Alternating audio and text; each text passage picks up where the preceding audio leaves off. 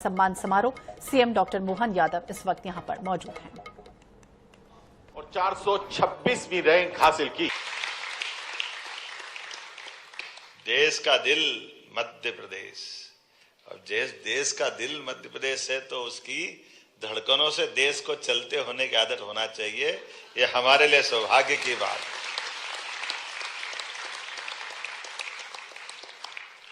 मैं आपको शुभकामना भी दे रहा हूं, बधाई भी दे रहा हूं। और इस लोकतंत्र के, दुनिया के सबसे बड़े लोकतंत्र के मध्य प्रदेश से अगर मैं बात कर रहा हूं तो हमारे लिए भौगोलिक दृष्टि से पूरे देश के सेंटर में मध्य प्रदेश है। और हम भी जानते हैं कि मध्य प्रदेश के अंदर के लोग, उनकी अपनी कुछ परमात्मा ने विशेष गुण उनको दिए हैं और इसीलिए हर काल, हर युग में, हर समय उनकी अपनी भूमिका अद्भुत होती है। और मुझे तो ये और आनंद है जब यहाँ मैं आपसे बात कर रहा हूँ तो हम में से, मैं भी उसी में से हूँ, मुझे लगता है इंदर सिंह जी भी उसी में से हैं, जो बताया गया कि अधिकांश सरकारी स्कूल से निकलने वाले बच्चों ने अपने उपलब्धियां हासिल की है। ये हमारे लिए सौभाग्य की बात। सरकारी स्कूल, सरकारी कॉलेज, अभावों की उस पराकाष्ठा के बीच से हमारे यहाँ तो लक्ष्मी का महत्व भी वनस्पति में अगर कहीं है तो कीचड़ से तो कमल खिलते हैं, उसका आनंद आता है। हमारे लिए कमल दल का वो पुष्प आनंददायक, उसकी अपनी हमारे लिए वो शोभा। लेकिन ये बात सही है, जिस तरह से हमारे इस देश को आजादी के बाद भारतीय प्रशासनिक सेवाओं के लोगों ने अपने तरह से अलग अलग प्रकार से युक्ति बुद्धि के साथ, मेहनत के साथ इस देश को दुनिया का सबसे बड़ा लोकतंत्र बनाया, उसमें आपका सबसे बड़ा योगदान है। मैं बधाई देना चाहूंगा हमारे सभी प्रशासनिक सेवा के अधिकारियों को, कर्मचारियों को। और क्या राज्य प्रशासनिक सेवा, चाहे राज्य के केंद्र प्रशासन में, तो मान के चलता हूं कि ये जो हमारी परमात्मा की लीला है इस अवसर पर, लेकिन कुछ उदाहरण हमको बड़े भी देखना पड़ेंगे जिसकी तरफ से हम अपने अतीत के गौरवशाली पृष्ठ पे भी ध्यान दें। हमको मालूम है कि आज हमने 1 अटेम्प्ट, 2 अटेम्प्ट, 3, 4 में निकाल रहे हैं। आपको ये भी ध्यान में आएगा कि कौन सा ऐसा विद्यार्थी है जो फर्स्ट अटेम्प्ट में निकला, और फर्स्ट अटेम्प्ट में नहीं निकला।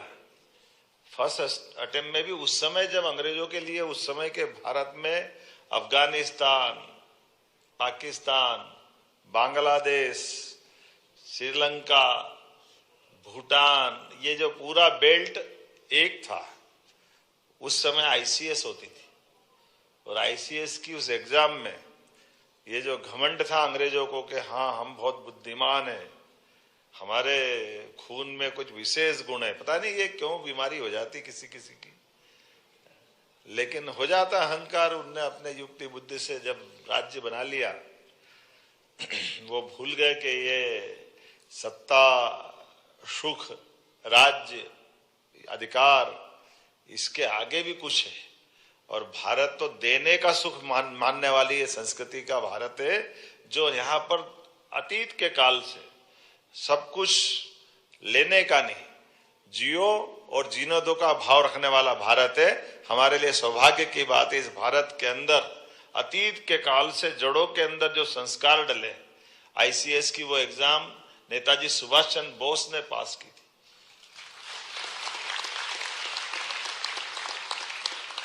और 23 साल की उम्र में पास की। और केवल पास करने में विश्वास नहीं था, उस समय की वो प्रावीण्य सूची में भी आए। और प्रावीण्य सूची में आने के बाद आमतौर पर कभी किसी से पूछो कि जरा भैया तुम प्रावीण्य में आ गए, तुम घर आ जाओ, बड़ा कठिन जाएगा ना, जाएगा कि नहीं जाएगा? पहली बात तो प्रावीण्य में आना ही कठिन है, और आने के बाद वहां से वापस आना। लेकिन ये आजादी के मतवालों का, भारतीय नौजवानों का उस समय की जो संकल्प शक्ति है, वो उत्कृष्ट उदाहरण था। उन्हें लात मार दी, बोले मुझे खाली केवल दिखाना था कि केवल तुम में अकल नहीं है, अकल हम में भी है। यह रिकॉर्ड उन्होंने बनाया था। लेकिन ये उस समय उस दौर की बात मान लो जब हमारे लिए आजादी की ज्यादा महत्ता थी। हमारी योग्यता क्षमता के आधार पर हम अपने देश की स्वतंत्रता के लिए भी काम कर रहे थे, देश के सामने भारतीय प्रतिभा का प्रदर्शन भी कर रहे थे और देश की चुनौतियों के लिए अपने व्यक्तिगत सुख लाभ वैभव को अलग हटाकर हम अपने उस मूल उद्देश्य के लिए, आजादी के लिए जो लड़ रहे थे लोग, वो उस तरह की बात मान लें। लेकिन जब आजादी मिल गई तो इस आजादी की कीमत भी हमको याद रखना है। आजादी भारत की, स्वतंत्र भारत की दृष्टि से, समग्र भारत की दृष्टि से अगर सोचे तो 1000 साल पृथ्वीराज सिंह चौहान आखिरी बार हमारे भारत के शासक रहे। उसके बाद के काल में अलग अलग शासन की बहुत सारी धारा है, लेकिन वो धाराओं की जड़ अपने देश से नहीं जुड़ती है, इसमें कोई संकोच नहीं। लेकिन सच्चे अर्थों में जब हमारी ये आजादी 1947 में मिली है, उसके बाद भारत ने जो करवट बदली है, ये आज का ही देश है कि हमारे लिए एक चाय वाला प्रधानमंत्री है और एक गाय वाला आपके सामने बोल रही है।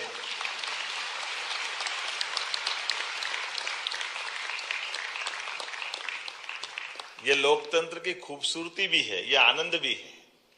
हमारे परिवार के अंदर कठिनाइयां है, किसके नहीं है, लेकिन जब हम कहीं किसी न किसी कारण से आगे बढ़ते हैं तो हम आगे बढ़ने के साथ साथ पीछे वालों को भी नहीं भूलें, उनका भी स्मरण रखें, जड़ों से जुड़ करके चले।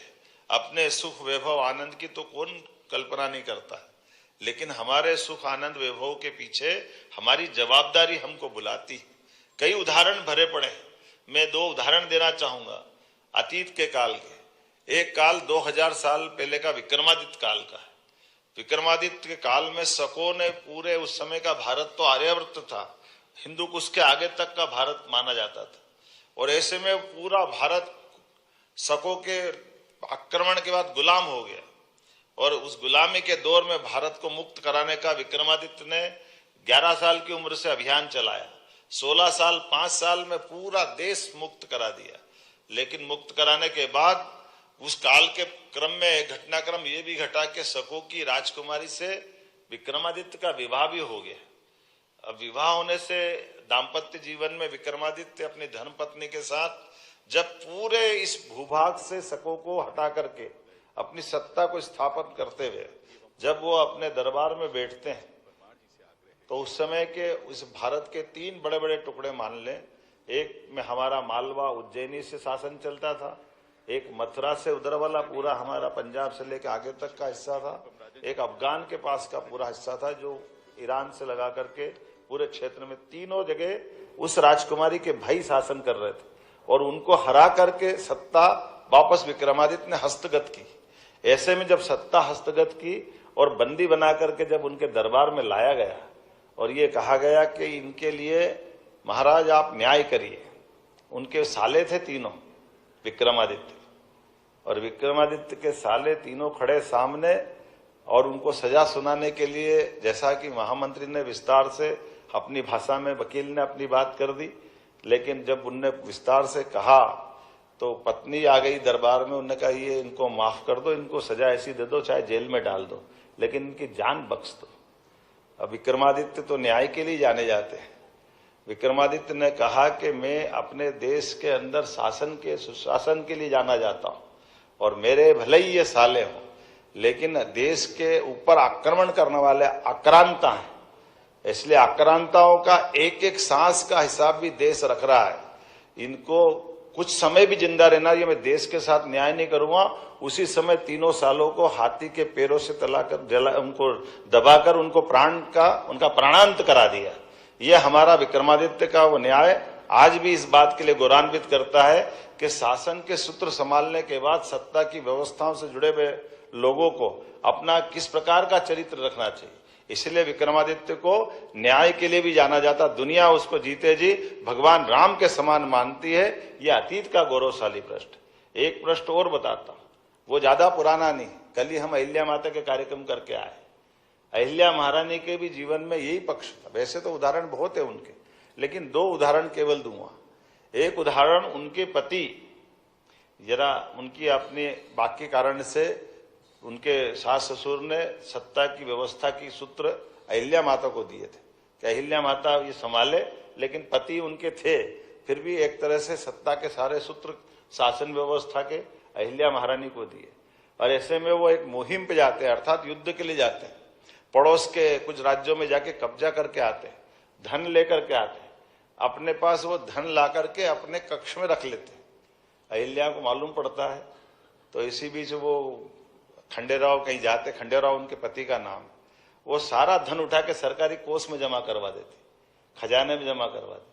अब जैसे खंडेराव लौट के आते तो अपनी महारानी से भयंकर झगड़ा करते हुए बोलते कि मैंने युद्ध से जो पाया था, तुमको क्या अधिकार था कि उसको तुमने सरकारी खजाने में जमा करा दिया। अहिल्या महारानी ने शासन के सूत्र के आधार पर कहा कि मैं न्याय की कुर्सी पे बैठी हूं, तुम युद्ध करने गए तो बिना फौज के गए क्या? ये हमारी सत्ता की व्यवस्था के आधार पर आपने विजय हासिल की, तो इस पे पहला अधिकार हमारी सरकार का है, इसलिए आपका कोई अधिकार नहीं है, वो हमारे पास जमा होना चाहिए। ये जो उदाहरण है, ये अपने आप में उदाहरण इतना बताता है। जो उदाहरण दूसरा जुड़ता है कि उनके स्वयं के बेटे की कुसंगत के कारण से हाथी के पैरों के तले अपने बेटे को भी, उनने एकमात्र बेटा था, लेकिन एकमात्र बेटे के भी न्याय के मामले में दंड देने में वो पीछे नहीं रही। मैं जब ये बात कर रहा हूं तो मैं ऐसे अपने सभी प्रशासनिक सेवा में अलग अलग क्षेत्रों में चयनित युवाओं के लिए वो उम्मीद करता हूं कि इतनी गौरवशाली परंपरा हमारी है, इस गौरवशाली परंपरा को स्मरण करते हुए परमात्मा ने आपको कहां से कैसे कैसे किस संकट से निकालते हुए कहां तक पहुंचाया है। तो मैं मान के चलता हूं कि आप चंदन की तरह अपने आप को घिसे और आपके हर काम से खुशबू आती रहे भारतीयता की, हमारी संस्कृति की, आभा की, कीर्ति की। ये उम्मीद करता हूं। मेरी अपनी ओर से आप सबको बधाई।